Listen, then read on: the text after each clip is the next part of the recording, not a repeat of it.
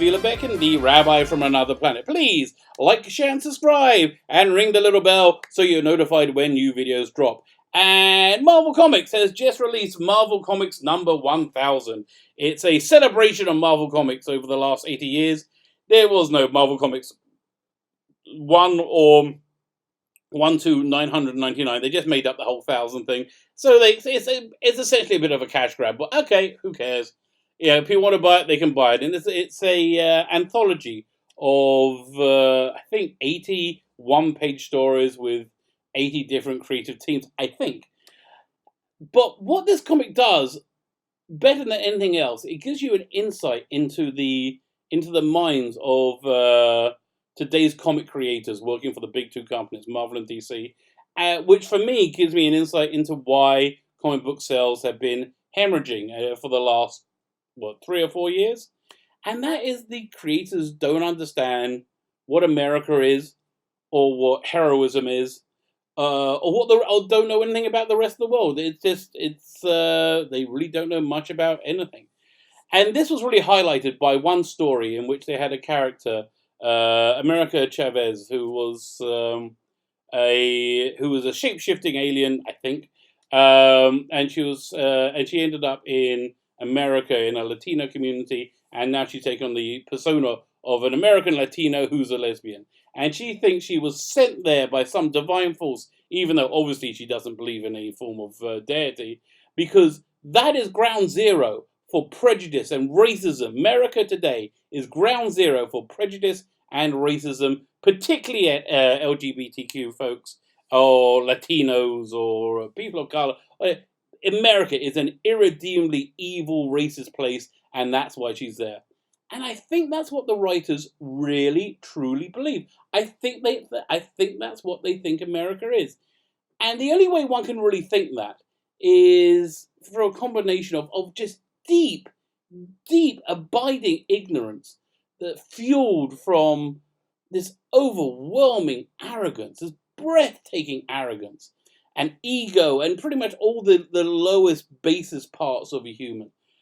America introduced something incredible into the world, that one wasn't constrained by the circumstances of their birth for the rest of their lives. It used to be in England, if you were born into a particular class, you were in that particular class, no matter how much you succeeded or you failed. It was you are intrinsically in there.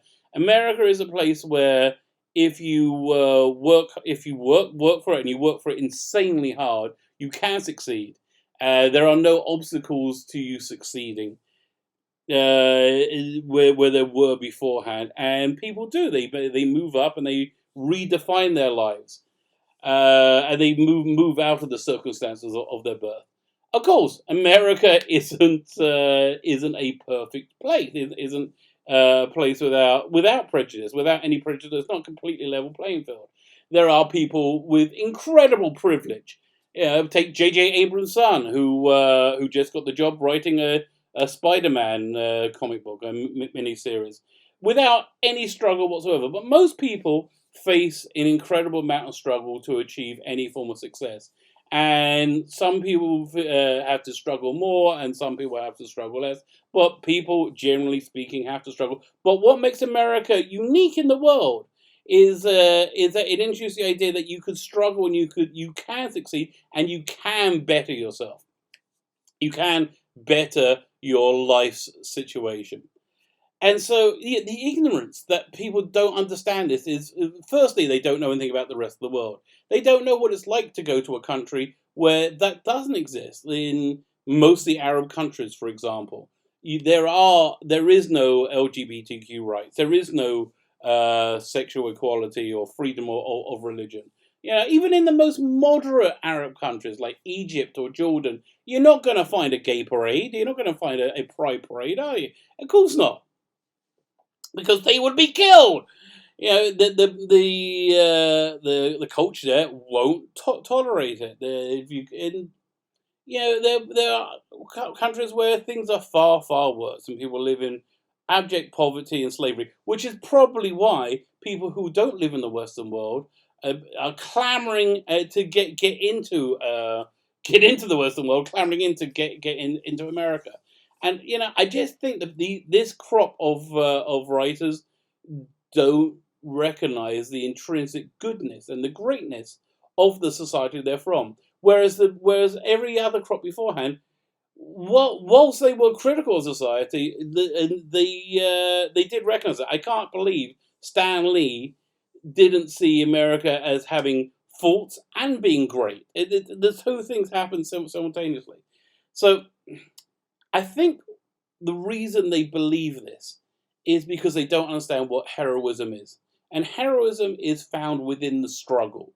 Yeah, that struggle, which they say is so terrible that one has to go through a struggle, that you have to face obstacles. That struggle is the root cause of heroism. It's the center of heroism. And that struggle, that even if you have no possibility of succeeding, you struggle anyway. And I'm going to give you a few examples from movies that illustrates it far better than I can. Saving Private Ryan, for example. It's 20 years old, but I'm going to spoil it. Tom Hanks doesn't survive the movie. He's mortally wounded towards the end of the movie, and he falls down, and he's going to die. He knows he's going to die, and there's a Panzer tank coming towards him.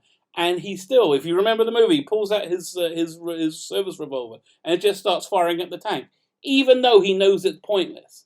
Yeah, even though he knows it's not going to. And then, coincidentally, a tank buster bomb blows up from a plane, blows up the tank. And yeah, that I think is really how. That's how I think miracles happen. But I don't want to theologically preach to you. I am a rabbi, but I don't want to theologically preach to you.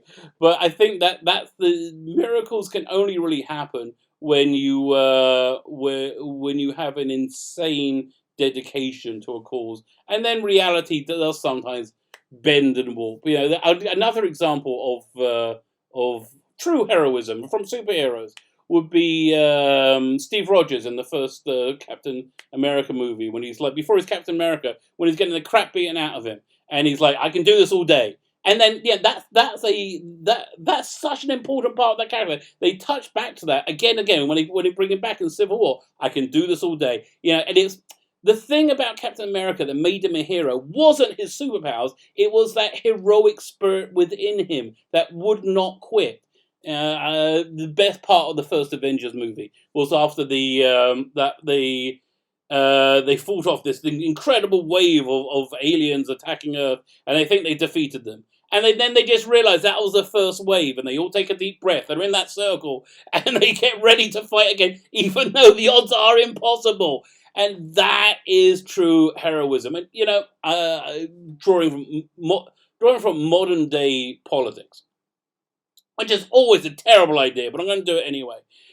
Wherever you are on Trump, if you hate Trump, if you love Trump, something you can objectively say about him, and I think it's always good to be able to say something good about anyone. Something you can objectively say about him is that his run for president was truly heroic. He had no chance of winning, zero, especially after the Access Hollywood tape dropped before that debate. And most people would have quit. Most people would have given up, and he didn't. He said, he thought through it. Now, I don't know what his motivation was. I don't know if it was good or bad, but that's what heroism is. And that's what this crop of writers do not understand. The struggle is not something to be feared or run away from. The struggle is the point of life. The struggle is where true heroism is. And that's why it's probably a good thing the world is set up with that everybody has some form of struggle. And if you don't have some form of struggle, you probably end up being a worthless human being. I mentioned J.J. Abrams getting his kid the job to write the Spider-Man comic book earlier.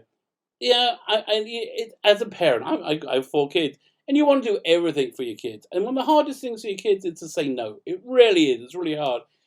But you got to do it to them. You got to do it, because otherwise they end up worthless people.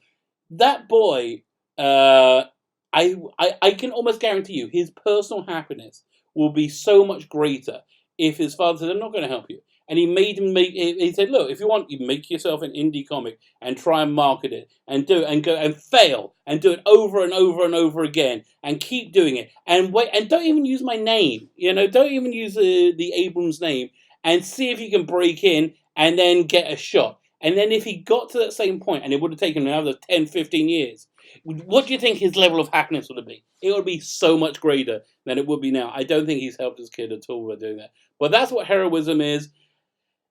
That's what the readership wants. The readership wants heroism. Readership wants, and a lot, and there is heroism within the essence of the American spirit. Truth, justice, and the American way. There is, and I just don't think these writers understand that, and that's really tragic. That is tragic, and I think that's why the one of the core reasons the comic book industry is imploding. My name is Philo Becken, the rabbi from another planet. Please let me know what you think. Write your comments in the comments. That's a good place to put them. Like, share, subscribe. If you subscribe once, subscribe again. And ring the little bell so you're notified when new videos drop. And thank you for listening.